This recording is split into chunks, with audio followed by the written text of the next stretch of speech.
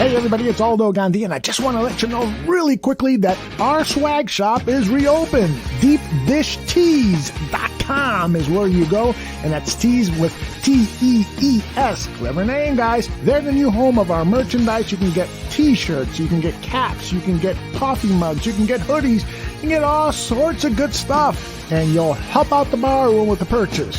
So head over to DeepDishTees.com. This is the Bears Barroom Radio Network. The following program is recorded live and intended for all audiences. Radio is scripted now. We just come up with it. We don't use computers. We don't rehearse.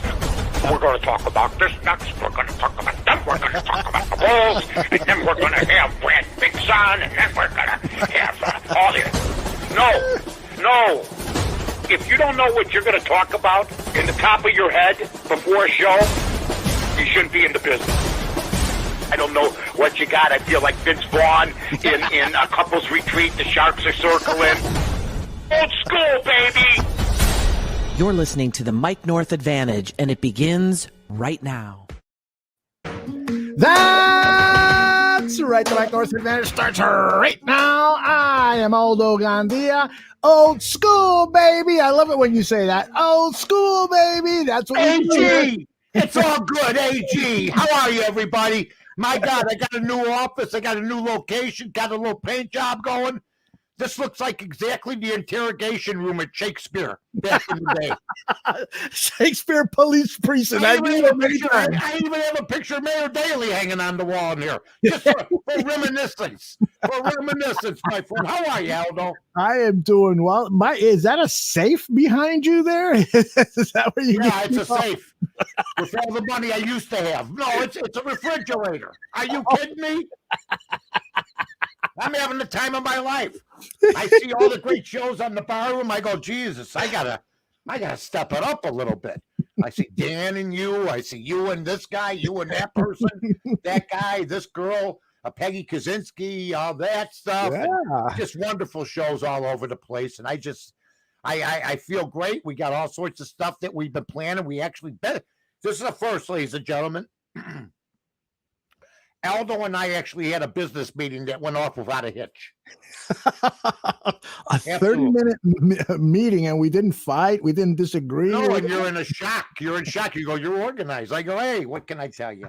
You know, it's going to be great. We're going to have some fun this summer. We're going to hang out, and we're going to be doing all sorts of stuff, paperwork. I got more paperwork than a detective in Inglewood, for God's sake, right now. It's ridiculous. And everybody... Englewood, Mayor Lightfoot. Englewood, it's an area. It's one of the neighborhoods. By the way, Wrigleyville is not a neighborhood. Yeah. Did you know that? Yeah, I knew that. Well, I don't understand what the whole thing is with the They go jerseys. 77 neighborhoods.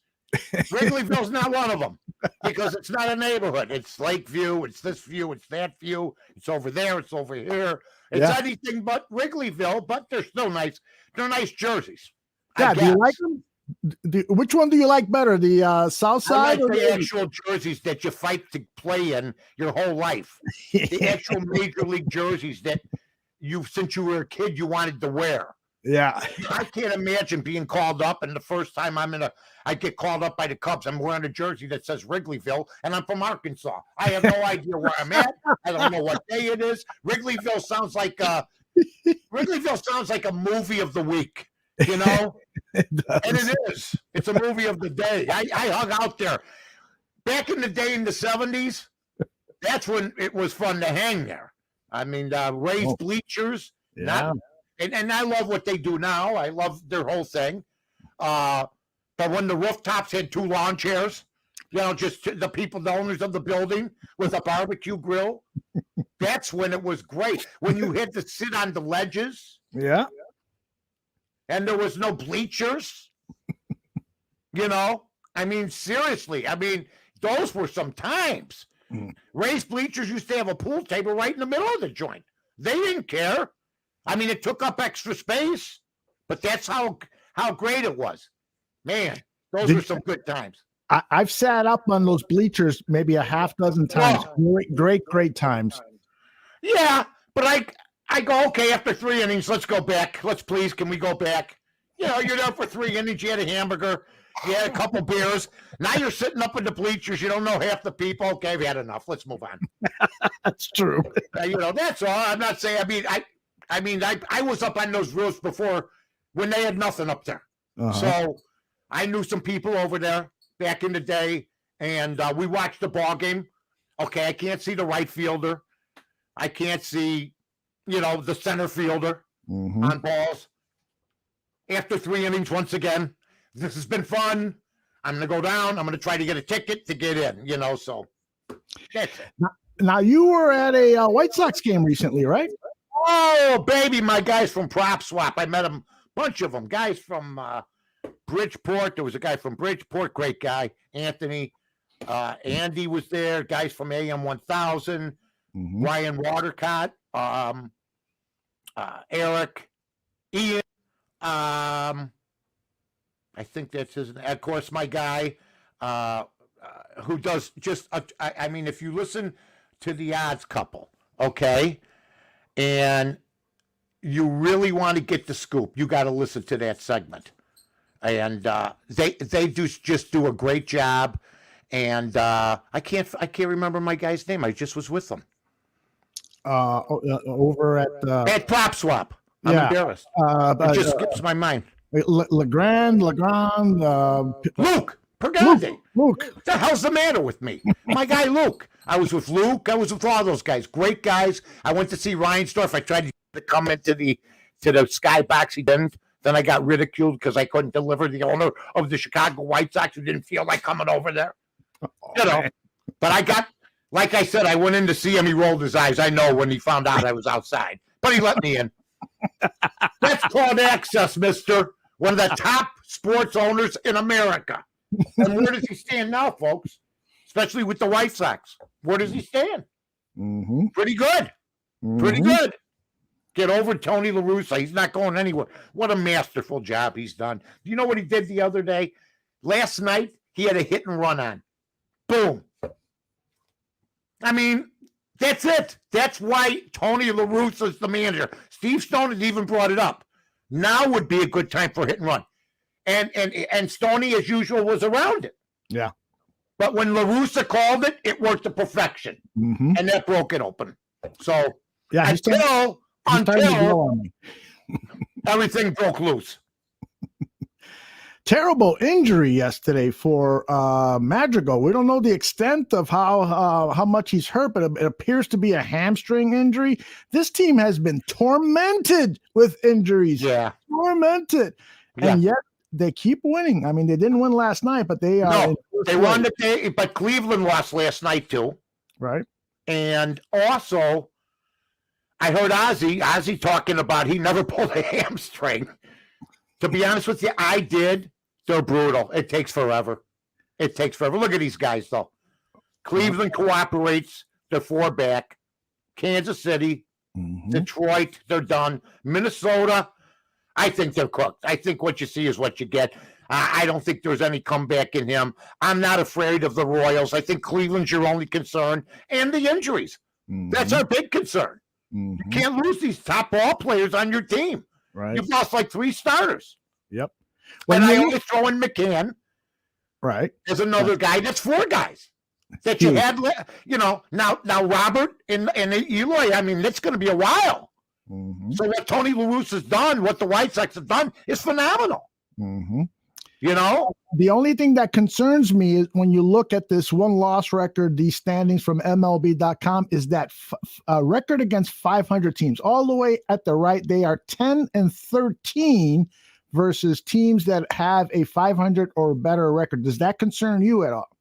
Yeah, it concerns me. And they're also, the 500 record against teams that are really, really good. The fact that they're dominating more at home.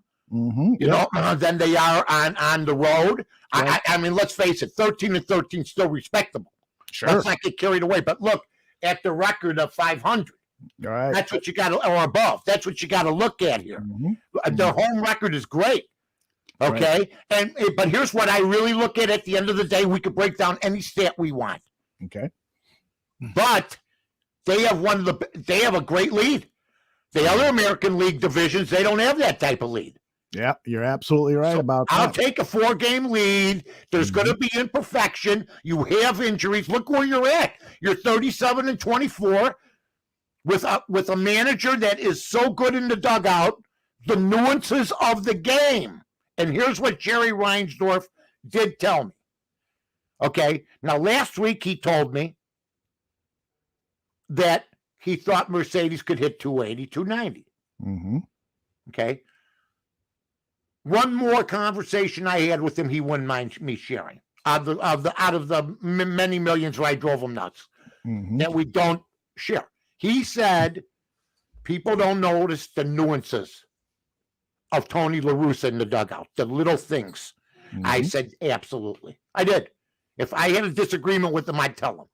Like I brought up the hit and run the other night. Like I brought up the switching of the ball players, Moncada and Madigan, that helped Abreu. Okay?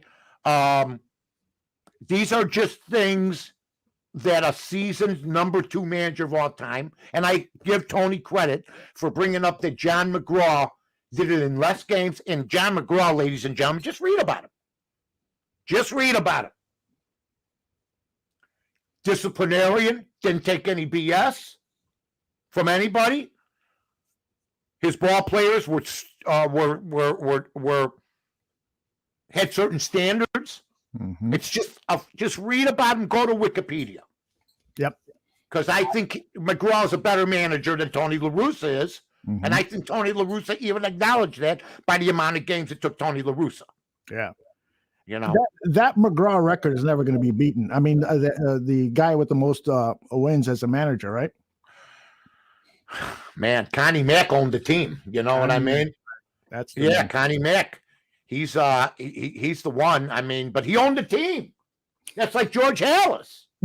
Yeah. So, you know, I just think that Tony La Russa is the right guy. It took guts. He's taken artillery from people that just don't like him. They wait for every little mistake, which is fine.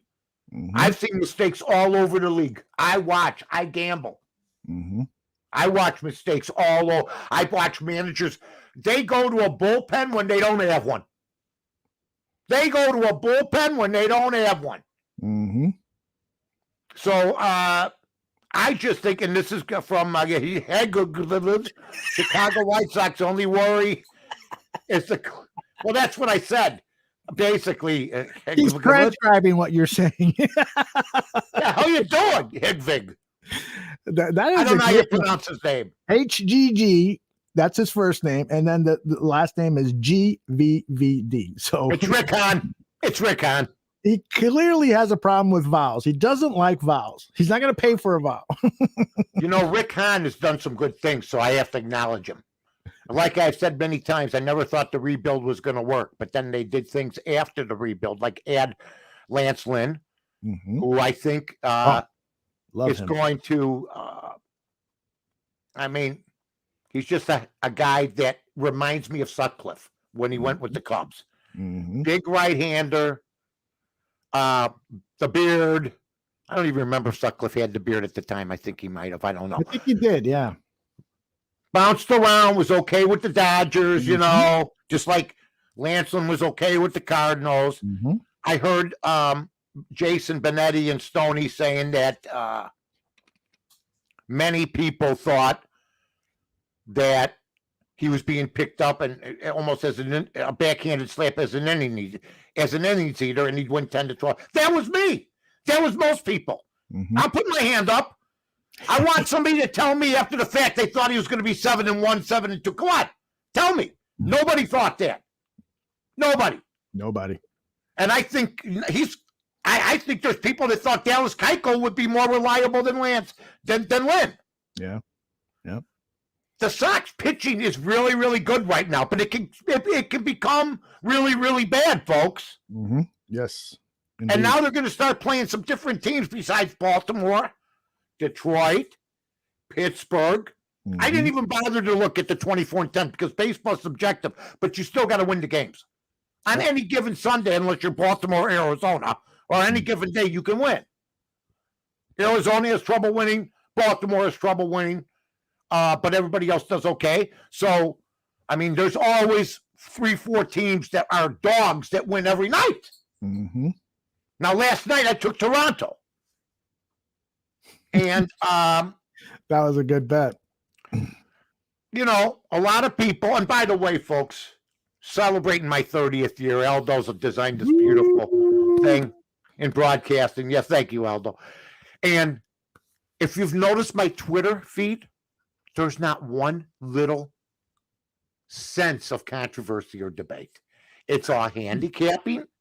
It's all dogs. If there's a hot you, Mike North, because my 30th year is going to be, until my announcement, really just happiness, just fun.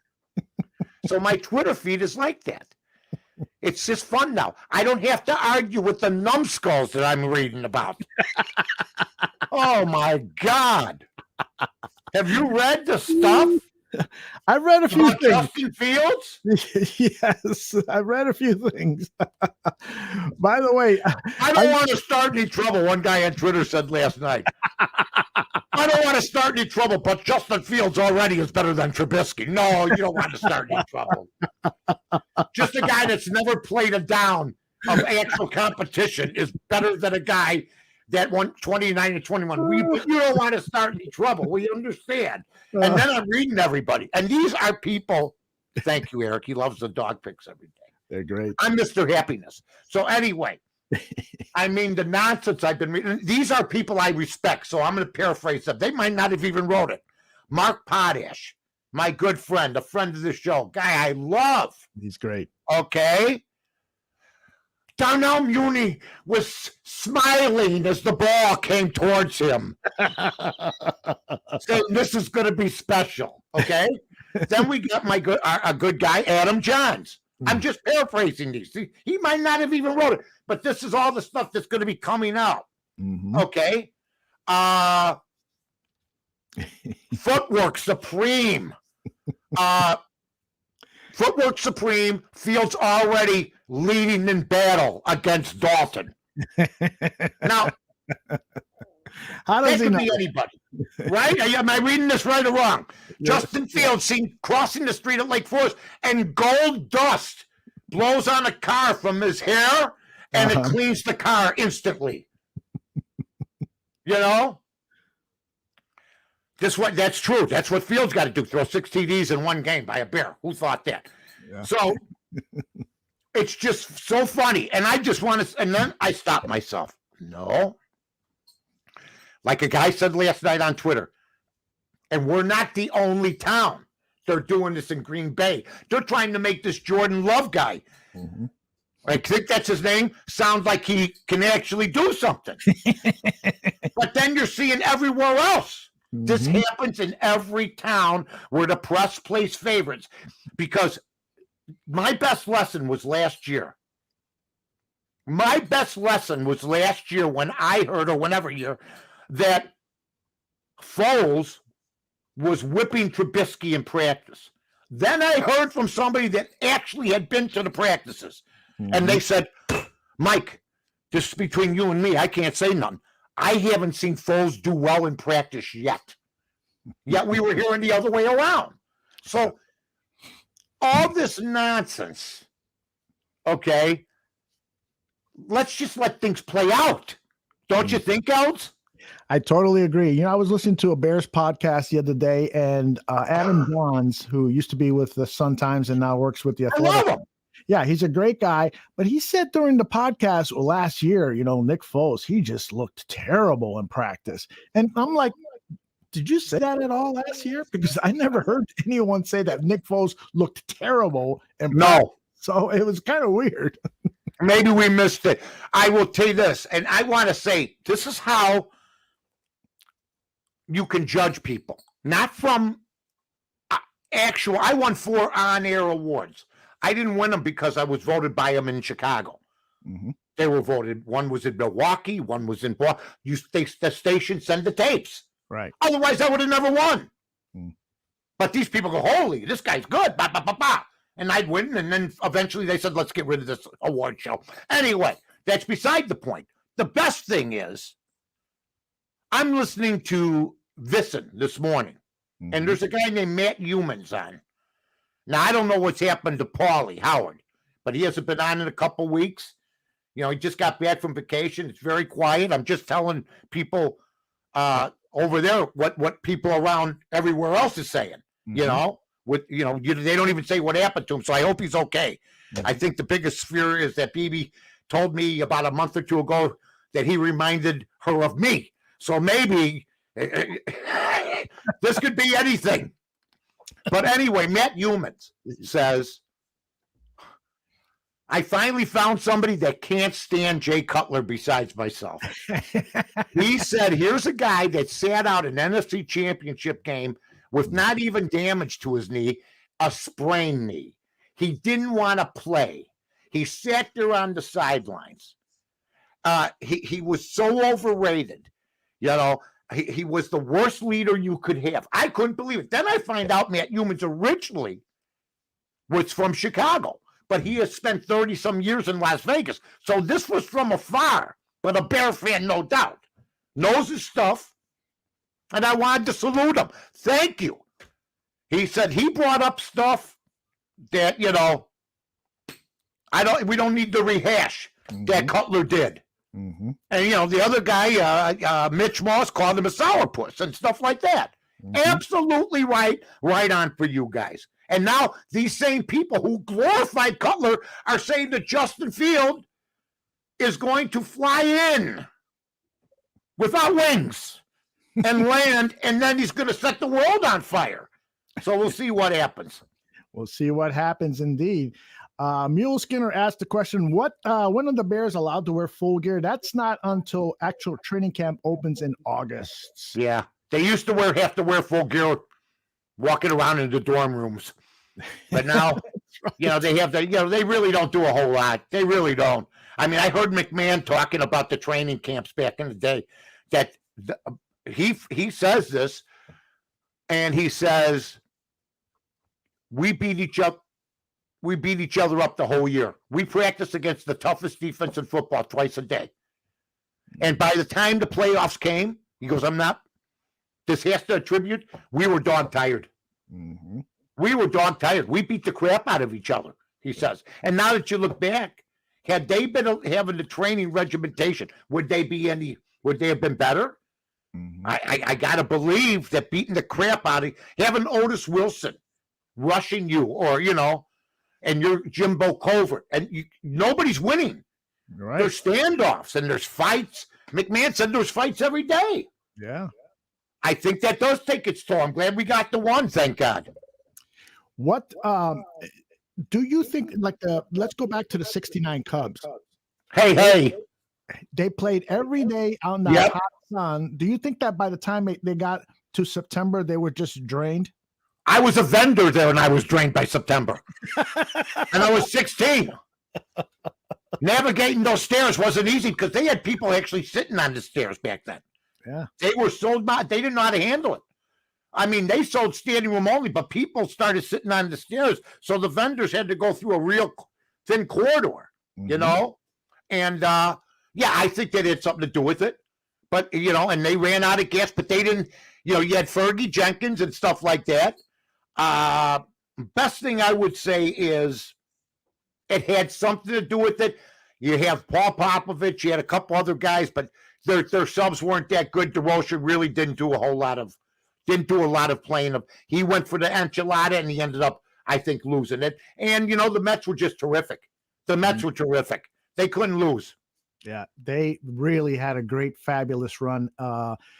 10-game lead, September 1st, and the Cubs blow it. One of the worst memories as a sports fan ever. I mean, that still makes me upset. Yeah. Well, it's like, you know, can you imagine I mean, seriously, I don't know what the lead was. I know the Mets were just on fire. They could never lose. When the Cubs lost, the Mets won. When the Cubs lost, the Mets won. When the Cubs won, the Mets won. When the Cubs won, the Mets won. Then when the Cubs lost, the Mets won. I mean, it was unbelievable. Then the Mets would lose on an off day for the Cubs, and then when the Mets played them, you know, right? And then the black cat that ran around the bay, seriously, that was brutal. I'm not a guy that believes in all that stuff, but Jesus, it's not the right time. Exactly. Thank you. My God, you got the guy, he's running. I mean, it was like the cat was trained. Just run around the on-deck circle. Mommy and I will meet you. You jump in the back of the station wagon on the way out. We'll put you down there. What the hell happened? The fact they got a cat in there. I know. I don't think the cat lived there, did he? He might have. Maybe. I don't know, but that was kind of odd. That was odd. All right, release the cat. Let him out. All right, Gaylord Perry was the notorious spitball cheater of the time, and I bring his name up because we were talking about that era, but also what is happening now, and Mule Skinner brings it up. He says, I hate to say it, but the MLB has cheaters who are pitchers. How in the heck does a 32-year-old improve their fastball by 4 or 5 ticks without being on the juice? And beyond that, MLB now is supposedly going to crack down on all these foreign substances that people have. What are your thoughts on all this stuff? Rob Manfred. Just a horrible commissioner. He is, man. I mean, I'm watching, I think Houston's playing Boston tonight, if I'm not mistaken. So you got the manager, the coach or whatever, or Cora, who was with Houston, and now he's managing in the major leagues after helping fix, a World Series. Just terrible. I mean, White Sox fans to this day wanted AJ Hinch. There are Tony La Russa haters that would rather have a guy that fixed the playoffs and World Series and season than Tony La Russa. And I have a huge problem with that. I do.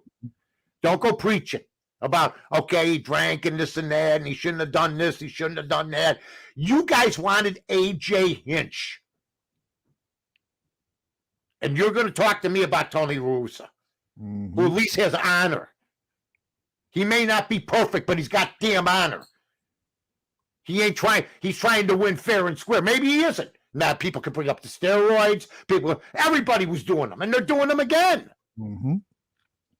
And apparently, according to Bearstown, AJ Hinch has been making mistakes. So he's an idiot. They did a deal with these two guys, or they were going to spill the beans on everybody. I'm convinced of that. They brought him back a year after they both. I mean, they're filthy, dirty, rotten scoundrels. That's what they are. Yeah. And they're both managing in the major leagues, and nobody says shit. Nobody. Like Tony Montana said, one of my favorite quotes. Maybe I'm in a little different context now. I'll be the bad guy. I'm the bad guy that exposes these people while everybody on the air talks about Aaron Rodgers and what he's going to do and where he's at. Nobody exposes baseball for what it's become. It's terrible. It's terrible. And now you got this nonsense with the grip. And then you got your top pitcher making all this money with the Yankees who doesn't even have the brains to have an answer ready. That was ridiculous. What was that all about? How do you not have an answer ready? All due respect to anybody. There's two people that I want to know that I saw this week. One is the vice president. How do you not have an answer ready for certain questions? And the same thing goes for Garrett Cole. How do you not? Neither one of you. One's a leader, supposedly, and the other one's the leader of one of the best pitchers. And neither one have the brains to have an answer ready for a pertinent question that affects everybody. That's all I'm mad about. Just have an answer ready. I would. Yeah. I mean, even basic media training, give the guy, if they ever ask you a tough question that you don't really want to answer, just say, no comment, next question. At least that, He's standing there, man. He's sitting there. Did you use that? He knows it's wrong. Look, I heard Ryan Dempster say this yesterday. Ryan Dempster says you're taught tricks from the older generation as you're coming up. Every older generation does it. But the stuff that they're using now is wrong, basically. This new stuff that you can't see, that's a grip, you know? And so he was like not riding the middle. He basically said, there's tricks we know, but you've gone over the line now. Apparently, when you can get the revolution, and Trevor Bauer's another guy. When you get the revolutions, okay? Right. It's supposed to be a 45. It's a 78. It's a record. Sped up. Revolutions. And it's not supposed to be that way. And there's a disparity between Garrett Cole and everybody in baseball. Right. So he's the main culprit, and he did it, and he's got $300 million to show for it. That's so right. There's always going to be cheating, Eldo. Yep. There's always going to be cheating, and you wonder sometimes if MLB is being told by baseball owners, hey, I paid this guy $300 million. You're not going to change the rules now. I mean, I don't want to pay $300 million for an average pitcher. That's what he is. Yeah. I don't know. Look, I have all the respect in the world for these guys. They're still the top of the craft. But there's cheating going on. Look, Bonds ruined everything. So did Clemens. And now these guys are. But then I hear a guy like Pete Alonso say, you know, hey, that's the way it is. Okay. Wait, you're allowed Pine Tar to hold a bat. I get it. But do you know, they said last night Hugh Darvish had an adjustment period coming down from Japan to the major leagues because of the grips and everything else. You have a rosin bag there. You have ways to help yourself. Yeah. But they've gone overboard, according to people who are saying, yeah, there's certain, I don't know if you call it cheating or fixing or whatever. I don't like the word cheat. But the game of baseball is such a bad place right now because of the leadership. Well, you haven't heard anything. Oh, yeah, we're going to start checking them. We'll see. Totally agree with you. Hey, I got a comment here from Eric. I'm scrolling to find it. Here it is. He says that in the Pittsburgh game a few days ago, the guy hit a home run, and apparently it was disallowed because he didn't touch all the bases. You know, he says, like, what the heck is going on here? Do you really need to enforce that rule? Yes. Hit it out of the park. You think so? Hey, it's Charlie Hayes' son. God bless Charlie Hayes, I believe. And I have all the respect in the world. I played baseball my whole life. You got to touch the bag. Come on, it's not a whole lot. You're not asking the guy to climb a ladder, walk, do a tight one. Step on the bag. It doesn't hit. So now we got excuses for everything. You got to touch the bag, but, okay, he'll never do it again. That I know.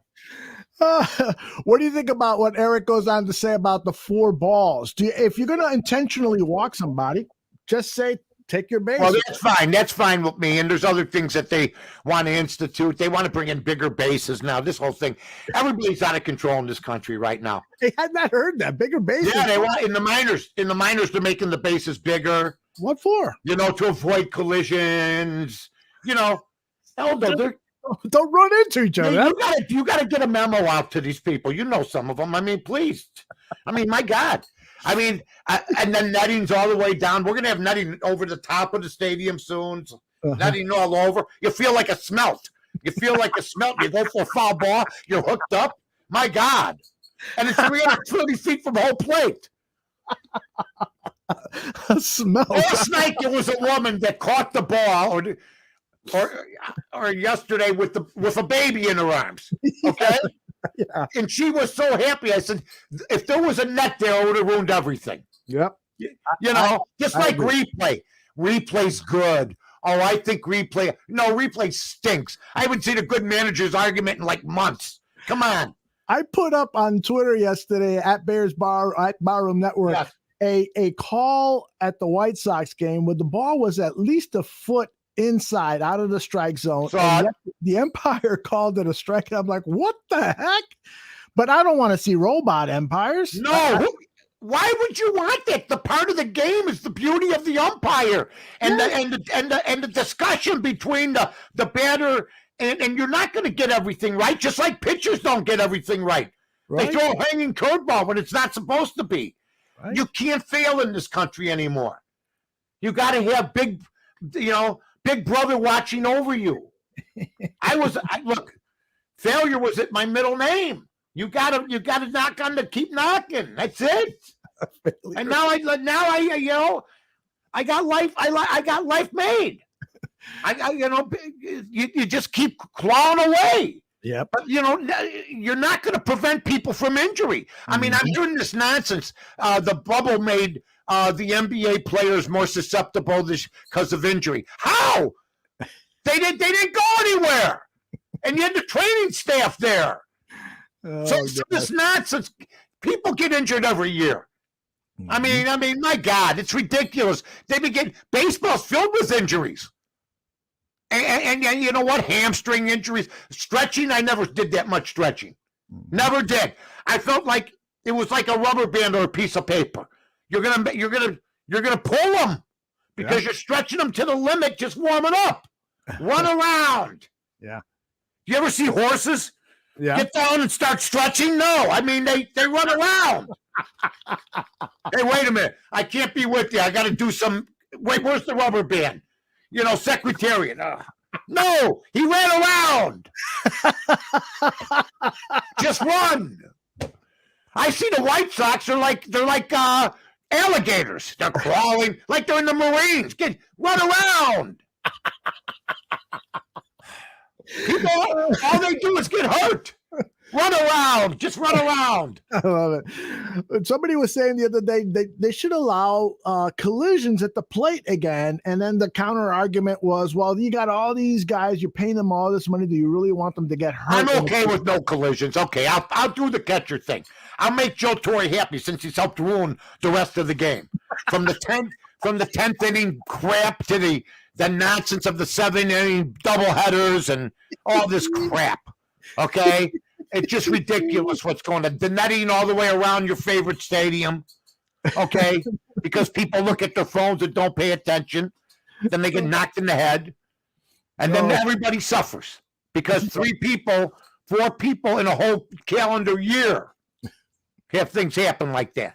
Yeah. That's the way it is. Yeah, here's the thing is that the injuries are going to happen no matter what. You look at the White Sox. How many injuries to key players? Now Madrigal is hurt. Now Eloy is hurt. Lewis Robert is hurt. They've had guys on the 10-day DL. And that's with all these precautions going on. So it's going to happen. You know what I noticed about Hamilton? He could play Hamilton. You know what I mean? To play Hamilton. He could play Hamilton. Did you see him? He looks like him. BB goes, I like him. He's my favorite player. He's streamlined like the old days. Because now they're all Goliath. Right. Back in the day, even Dave Kingman was streamlined. Yeah, he was. All he was skinny going. And then he hit the ball. You couldn't believe it because it's about, I don't want to say launch angle because it's ruined the game. What is the launch angle? I don't get it. How's it ruined the game? Because these guys are all taught to upswing. And in the old days, the pitcher would throw low to strike these guys out. And they would try golfing. And once in a while, they catch up with one. Now they're throwing high fastballs and getting guys out because they're doing this. They can't catch up. Okay. So, I know. I'm blessed. A lot of knowledge. That's only from what I could see from my front room while I'm eating a piece of pizza. I want to take a quick look at the Cubs standing. Hey, holy mackerel. No doubt about it. Those Cubs are on their way. It does appear. Look at, unlike the White Sox, they have a winning record against teams that are 500 and better. They're 4 games. Yeah, but they're 4. Although they did win big against San Diego. I mean, and they won 3-4 on the trip. Yeah. Which I would sign for now. They're plus 33 in differential.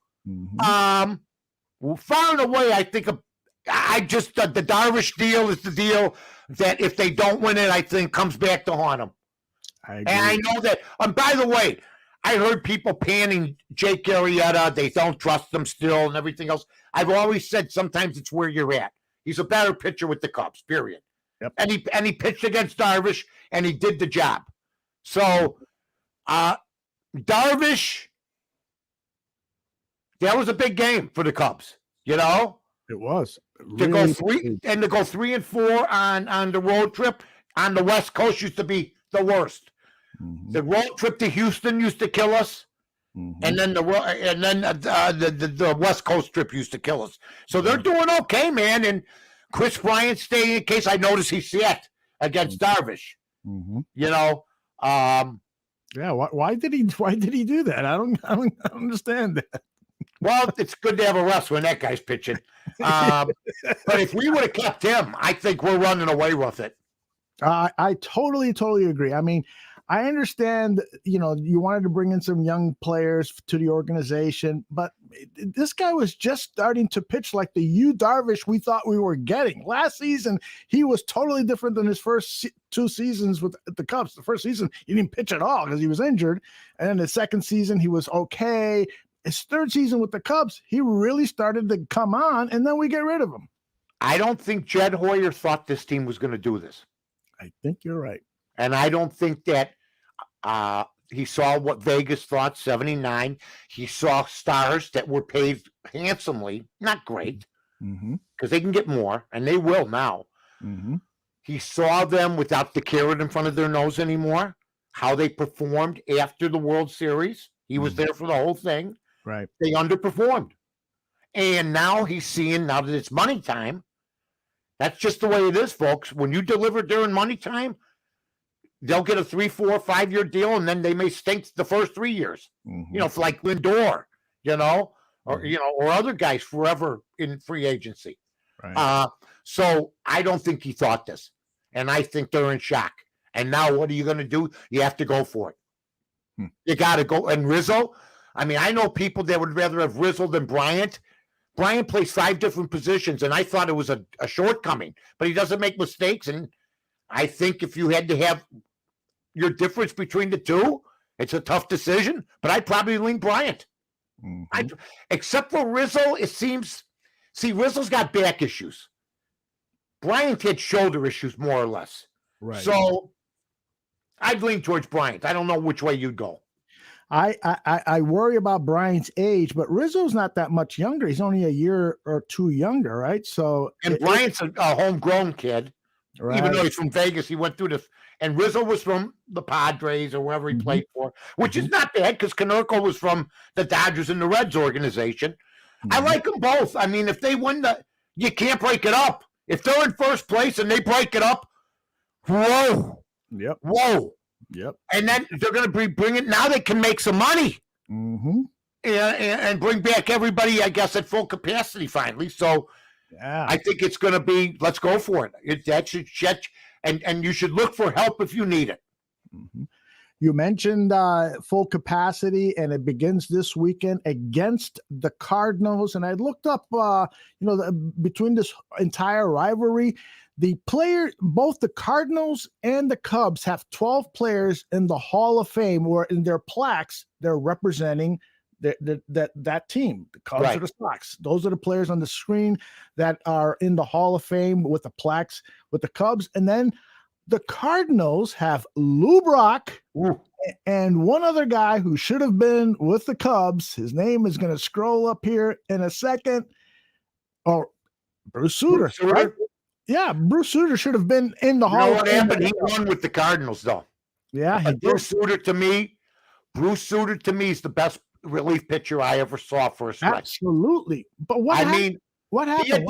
He had the split. I take it easy, Jesus. I'm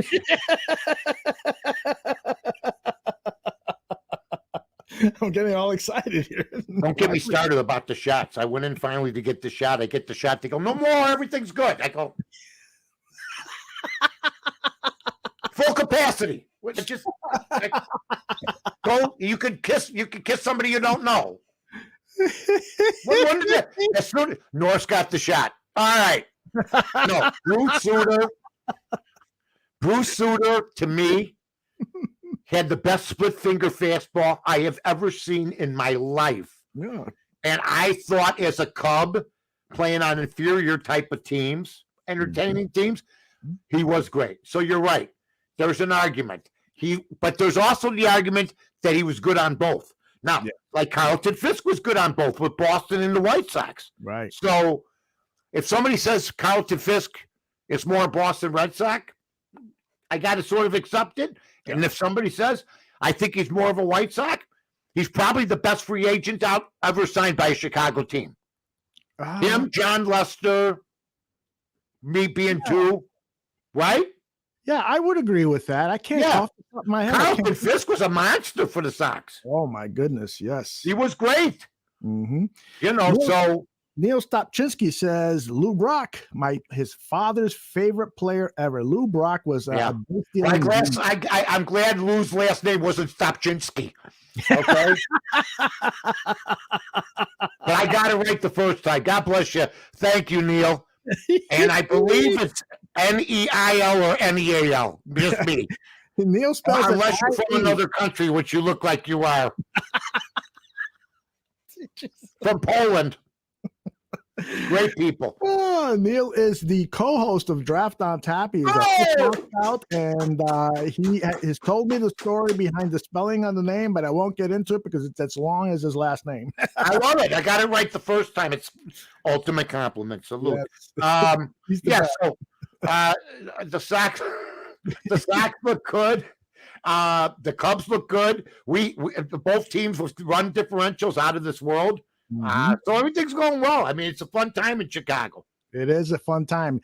And before we get to your Win Daily pick, I want to talk a little bit about what's going on in the NBA because we've got two games tonight. It's the Nets and Bucks, and I've got the money line, all that information up there. I'm not sure what pick you're going to give us tonight. Did you pick the White Sox last night? I did pick the White Sox. I picked the Cubs to upset Darvish. And then I parlayed the White Sox to win. And so I'm thinking after the Cubs came through for me, I'm thinking, man, I'm going to make me about $300-400 tonight. And well, you know what? I mean, I took Toronto, but I didn't have the guts to take him with just the money line. So here's how I figured it, folks. I'm not as smart as anybody else, but I figured if you pay 10-cent juice like I do on a $100 bet and it's 110, is it worth me for 140, $30 more to buy the run and a half? And that's what I decided to do. Now, sometimes it comes out Sox 4-3. If you take the Sox, you win. I won both bets like that where I had both sides. But with Lance Lynn on the mound, I had a reading of Toronto, but I didn't have the guts to take Toronto on the money line. So I bought a run in there for $30 more. That's all. Now the money line for the Clippers, the Jazz. I love the Jazz. Yeah. I love the Jazz. Minus 156. I do. I mean, everybody's poo-pooing them. It's an old school name, word. Poo-poo. In more ways than one. It's one of the first words you learn as a child. That's right. What about the Bucks and Giannis, the Fuhrer behind? Tonight they're favored. Tonight they're favored. How does that happen? It's called you go home. But if you watch the first two games, I don't think Kevin Durant's going. We're going to Milwaukee. I don't think they're afraid. I don't think so. Harden's not going to play, but he didn't play the last game. But see that? That was a nice move. Hey, but it looked like Mayweather. Don't get me started on him. Him and his pal. But Giannis is great. I'm never going to condemn him for signing with Milwaukee, staying home. He could sign with any team he wanted. He could go to the Lakers next year, and LeBron would be big again. He wouldn't have to, he's changing his number. This nonsense. Like I give I don't care if LeBron James wears number 6, number 0, number 150. I don't give a rat's ass. My God, I just think I like the Jazz. I like the Jazz and I like the Bucks to win tonight, but I wouldn't pick them. I'm not going to bet it. Yeah, I mean, I feel the Nets are getting plus 3.5. Think about that.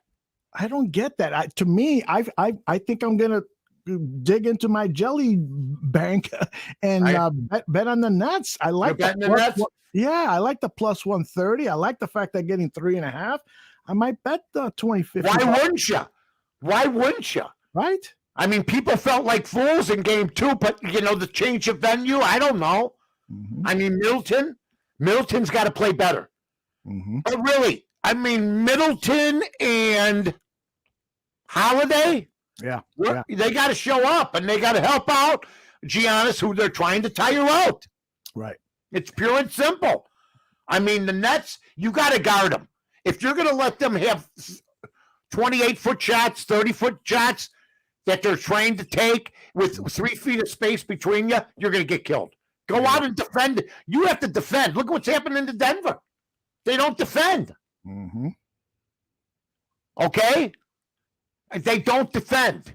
And that's why. And their coach, Malone, took out Denver last night, his own guys, saying they didn't look like they wanted to play. Watch the second half of that Denver game or watch highlights. There's guys, balls going up. There's nobody rushing to the net. Mm-hmm. They're just standing out there accepting their defeat. So I give that coach full credit. Look, if people think he lost the team because of that, the team was lost already. They're not giving effort.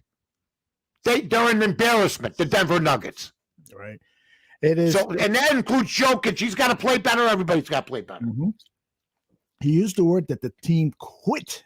That's what he used. Man, that's a harsh but realistic. Until you watch the second half of that game, mm-hmm. There's a shot up. There's a guy, that all he has to do to rebound the ball is battle one guy, go around him or something. He just stands out there. All of them. Like they're playing in a park league. What? So, I mean, you got to give effort. And Milwaukee, Giannis gives effort, man. Mm-hmm. Nobody better dog that guy. Mm-hmm. That guy stuck with Milwaukee. Now it's up to Milwaukee to get him some better players next year. Mm-hmm. Middleton signed a big deal, too. We need more from you. Mm-hmm. And look, any team where you have an Irishman starting is in trouble, okay? Mike, you started and you had an outstanding outside. What's the guy's name? Quantity? I don't know. I'm just saying, all due respect, but come on now. And they've lost. I love the Bucks for what they're doing. I love Giannis for staying. Let's hope they get a win. I hope so too. Because Brooklyn is why they want the midseason tournament next year. Because they just didn't do crap this year, and then they're like an AAU team. They have the most talent. And the rules are geared where you can't touch these guys. So come on. You're right. I mean, the game has changed so much. If you brush up against Durant, they call a foul like it's game 40. Mm-hmm. Come on, man. It's the playoffs. Mike, do you prefer the game of the 70s and 80s? Oh, my God. They mangled people. It was awesome. You prefer the playground stuff. You played hard. Yeah. You wanted to rebound. You had to deal with Rick Mahorn, Charles Barkley, Karl Malone. Mm-hmm. I mean, you had to deal with with Scottie Pippen, Horace Grant, Dennis Rodman. Mm-hmm. What are you dealing with now? Huh? Come on. There's nobody.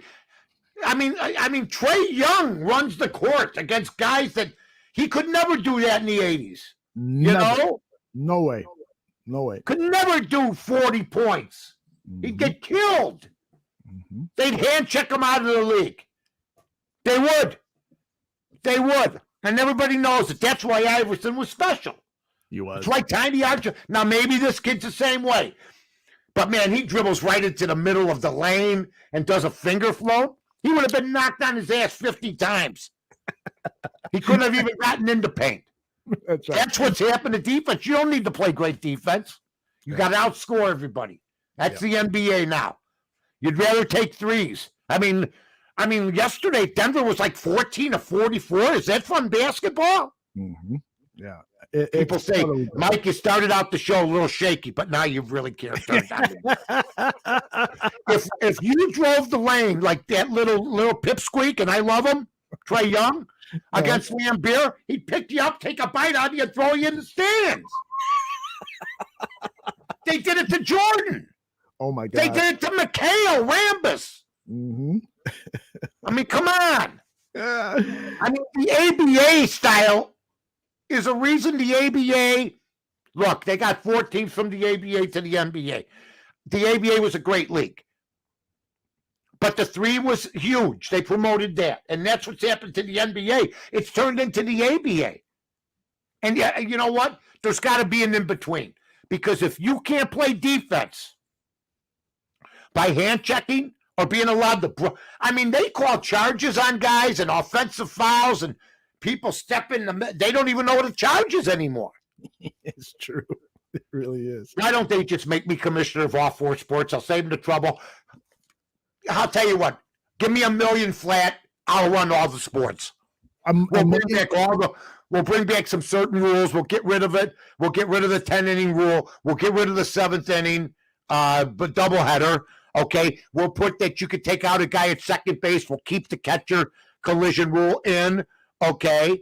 As far as the NBA is concerned, we're going to go back to the hand check rule a little bit. You're going to be able to brush your guy a little bit without fear of reprisal. We're going to call a tougher game. The National Hockey League, okay, what we're going to do is make sure that there's more parity in the league because right now it just seems to be lopsided, although you had the Islanders last night upset the Bruins. And in the National Football League, I wouldn't tinker too much with what we got, all right? But I would say that we have to get a little bit more defensive, be able to play a little more freely, give the defensive players some freedom from the, and pass interference is now being called now by offensive players more than ever before. So I think we're seeing that. So that's done. Thank you. I'll see y'all next year. Mike, I think you're underselling yourself. That's worth a lot more than $1 million. Oh, well, I'll tell you what. You watch sports like I do. You love sports like I do. I mean, I actually hear people on the air. Maybe I should be in charge of finding talk show hosts who say things like LeBron James is the second best player in NBA history when Wilt Chamberlain played in the NBA. Just look up his stats and please, dear Lord, shut the hell up. He averaged 50 points one season and 25 boards. That's okay? Right. Knock it off. And he's the second greatest player who ever played in the league. It's not even close. He scored 100 points without a 3. And he was a 3-point shot. Fouled. He was being fouled relentlessly. And he never fouled out of the game. And he never took a second off one season. So shut up about LeBron James. Because if Wilt Chamberlain had been on the Lakers instead of Anthony Davis, LeBron James would be winning an NBA championship. Are you out of your mind? Are you people insane? You could put LeBron James in the top 10. You could even be nuts and put him in the top 5, which is not in mine. But dear Lord on high, as I bow my head, I want to say a prayer for all of you that would think that LeBron James is in the same neighborhood as Wilt Chamberlain. It's not even close. Wow. Wake up. I feel like I just went to church and I've been given a new leash on life. That was exactly how I feel. Exactly how I feel. Wilt Chamberlain is untouchable. In fact, there's an argument to be made he was better than Jordan. Doesn't have the titles. Jordan was a 6'6" guy that did impossible things and was more clutch than Wilt Chamberlain. No doubt about it. Mm-hmm. But Wilt Chamberlain, I believe, if you look up, rebounds had 56 in one game. Mm-hmm. 56. And I know something? You know who had 56 in one game? Against Bill Russell. Okay? Bill Russell got 53, 51 in a game. Who's a beast too? Bill Russell was a beast, but today they throw him around. That's my personal opinion. They would not throw Wilt Chamberlain around. No. He destroyed them. Mm-hmm. Anthony Davis? If Anthony Davis played Will Chamberlain, he'd become woke. You know that word? He'd become woke. Hang around the 3-point line like you woke. Because Wilt would hurt you. Because you get hurt easy. Wilt Chamberlain would hurt these people. I'll give you another guy that would kick all their asses. Artis Gilmore. Oh, whip all your asses. The big A, yes. Whip all your asses. Artis Gilmore. My man. Who? What, we talking about that guy Embiid? Go up against Artis Gilmore. Then talk to me. You better shoot the 3. Don't come inside. 7'3" a beast. Him and Chamberlain. It's just nonsense. I love it. Right? I mean, seriously, what's wrong with everybody? Yeah. This COVID hit and everybody got stupid. Wilt Chamberlain scored 100 points in the game. Wilt Chamberlain averaged 50 points and 25 rebounds one season.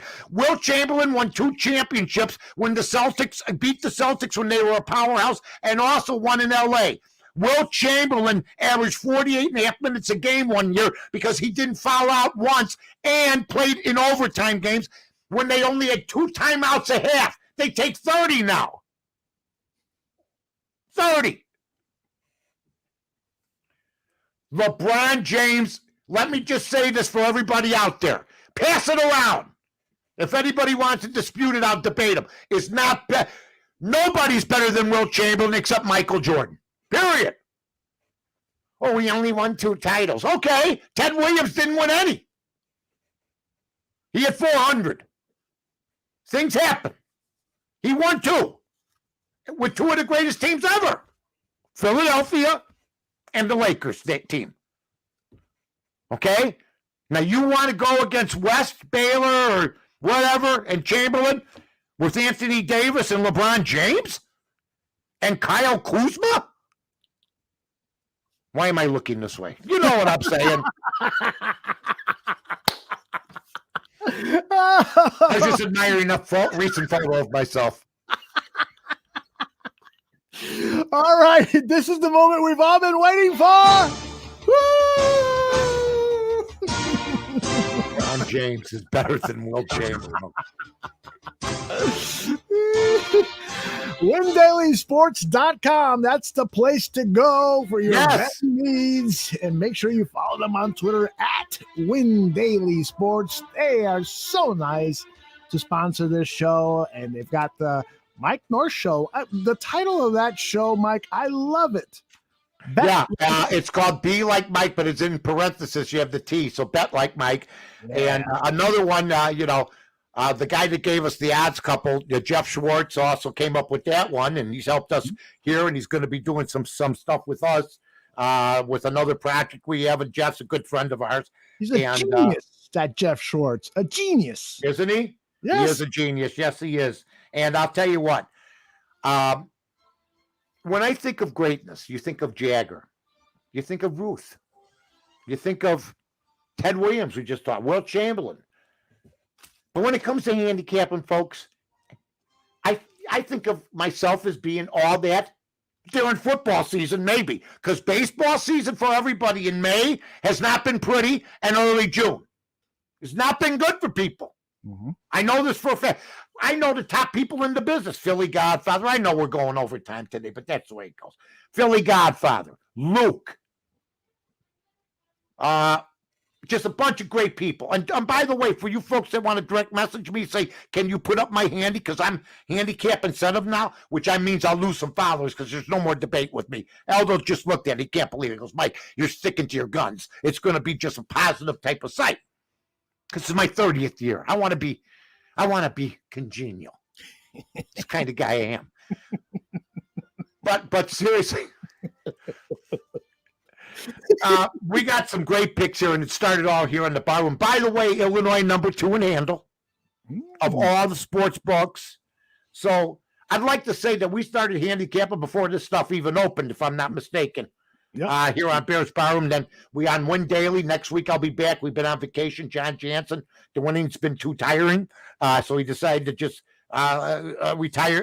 Take a break on a heater. And then don't forget tomorrow night ESPN with another granddaddy of them all, the odds couple with Carmen DeFalco, Randy Merkin, Luke Pergande, and Jimmy Miller from Hawthorne. So here's what we got. I'm taking Detroit in a pick against Seattle, the Tigers. And I'm taking Boston plus 103 against the Houston Astros. And Joey Cora returns to the scene of the crime. Or Alex Cora. Sorry, Joey. Family. I understand. So those are my 2 picks of the day. I had a certain lean towards the, you know what, I'll take Washington too. The Nationals minus 160. Heavy favorite there. So Boston plus 103. Detroit in a pick. And Washington minus 160 tonight. Yeah. Okay? There's my guy, Jimmy Coletzis. Jimmy K. I love you, buddy. Barnum, you're my guy. Look at my guy. This guy and I, we hung together when we were kids. Really? We were kids. Oh, yeah. I should get him on one of these days. He's got memories, but we got, we can't tell everything. But I'm just saying, Yeah. We can't tell everything. Can't tell everything. But anyway, that's one of my dear buddies that I hung out with since we were 7th, 8th grade. So we could do a show like that once where you invite some of your old buddies, and we could fit up to 10 people on this screen. So invite 5 or 6 of them, and just we might do it at the Old Saints. Yeah. Yeah. I got some great people, and he's one of them. So anyway, that would be great. Oh yeah. Then you find out really about me. You've given us 4 picks for tonight because you also said you like that basketball game tonight, the Nuggets. No, not the Nuggets, the Jazz. Excuse me. Listen, you're a sick man. I just said I'd like them to win the series. You're a degenerate. You're turned into a degenerate. Okay. I do like the Nuggets, but I like them in the series. I'm praying that they win. Okay. You turn into, I remember you said, what's betting? Now all of a sudden you're a degenerate. Look at your beard. It's gray. I mean, look what happened to you. Yeah, I was 20 years younger. Put it in the words of Nikki Santoro. Look what she really did a job on this guy. Look what she did to you. All right. So we got Detroit. I always feel bad. With my buddies when they lose, like this guy. Everybody else I feel bad for too, but my pals. But we've been winning a lot since we were kids. So Detroit, Boston, and Washington. There you go. And I hope to God everything works out. And the only regret that I have in my life is that I didn't start betting earlier when you were on that NFL 18-1 streak, the highest streak of any handicapper in the universe. Yeah. And I was 14-2 this year with Carmen and Yurko. Look at this. So I had another run like that. But I've had runs of 1-9. We've all had runs of 1-9. Sure. You want to, you're going, hand me the rope over here, and then I'm looking for a beam. Mike was here. I'm scarred like Brooks. You're trying to tip the chair, and then at the last minute you go, wait a minute, I got another game. You know what I mean? That's right. I remember you telling me, although you want to pay for that new backyard? You could have had a whole new home. That's right. For that 18-1 run. A new home. And anyway, like, man, we got a lot of stuff coming up. I got to go eat. I'm having enough. How's Lotto? Before you go, how's Lotto? We saw a video of you taking him out for like a 5 a.m. walk. How's he doing? He's the best. Lotto's the best. How's Doodles? Doodles is doing good. He's like 14 years old and he's behaving like he's 5 years old. I'm going to tell you something. When we first got him, you have to train him so he won't take a dump in the house or anything. But so we'll set up some bells, like a string of bells. Okay. On the doorknob. So every time we would pick him up when we felt he had to go, and he had a couple accidents, you'd ring the bell. That's cool. We kept doing it. And he kept looking, we'd pick him up. We go, this is not. And then one day, ding. And now he hits the bells with his paw and he sits there. And that's when we know how he goes to the washroom. But it took us like a month and a half of busting our tail. My wife has been doing great. Baby, she's the best. She does the same thing. Doodles, how long? Puppies for people. That's why puppies are being brought back after this whole COVID thing. People got puppies. They're too rough to bring up for them. Don't get a puppy then. Don't get a dog if you're not prepared. Like if you had a kid. That's what it's like.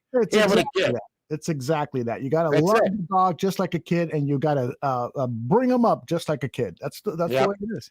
All right, Mike North, a great time. I look forward to this every week because I don't laugh ever. I don't laugh. I know you don't. You're a very bitter man, except you're waiting for Justin Fields to make his Hall of Fame announcement.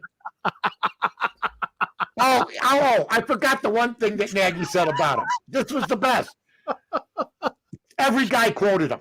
Every writer quoted him. Justin Fields wants to rip your heart out. It's June. He threw a pass to somebody. That's all. I mean, come on. Just take a break. Step back. Stop selling us. My God, we get it. Okay, you love the guy. That's enough. All right, goodbye, everybody. All right, Mike, we love you. We'll see you next Love week, everybody.